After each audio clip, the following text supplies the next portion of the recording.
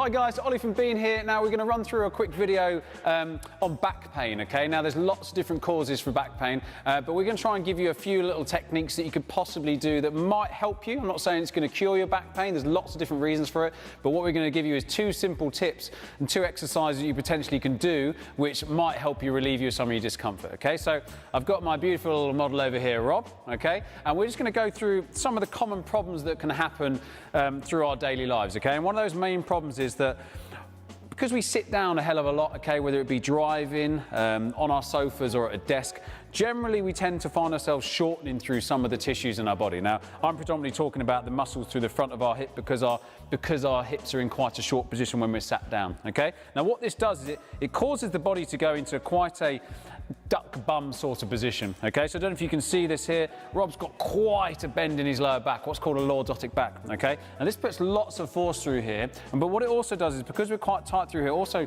shuts off our glute muscles and we can become quite inactive and disengaged through our glutes, okay? So what we need to do is we need to think about trying to stretch and lengthen the tissues at the front of the hip, and then we need to try and strengthen the muscles at the back of the hip, okay, the glutes essentially, to bring that pelvis into a much more neutral position, okay? So how we're going to do that, first of all, is we're going to go down into a hip flexor stretch to begin with.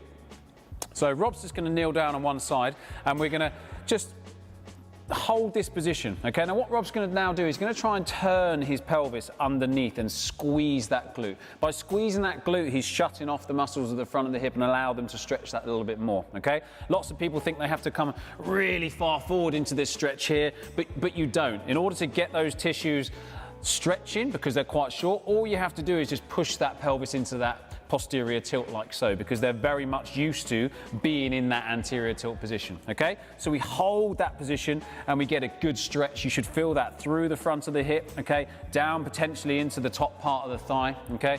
And you want to be holding that for a good minute, okay? Maybe 3 lots of a minute, okay? So alternate between each side, so you're doing 3 sets of a minute, so you get a decent developmental stretch on there, okay?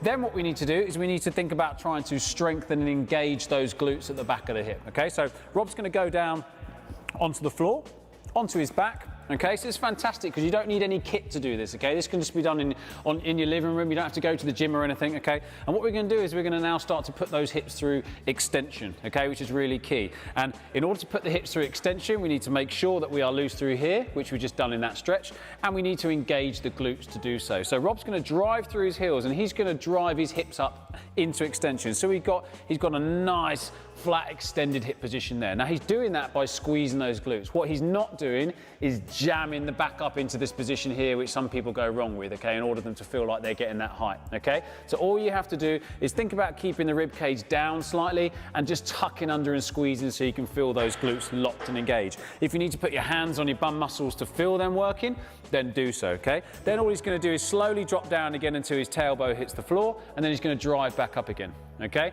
All the while thinking about putting that brain to his bum muscles to get them working. And it can take 15 to 20 reps before you start to feel anything, because some people are so inactive and shut off through those glutes, okay? But I can't underestimate and stress enough that you need to really think about trying to work those muscles that you're using, okay?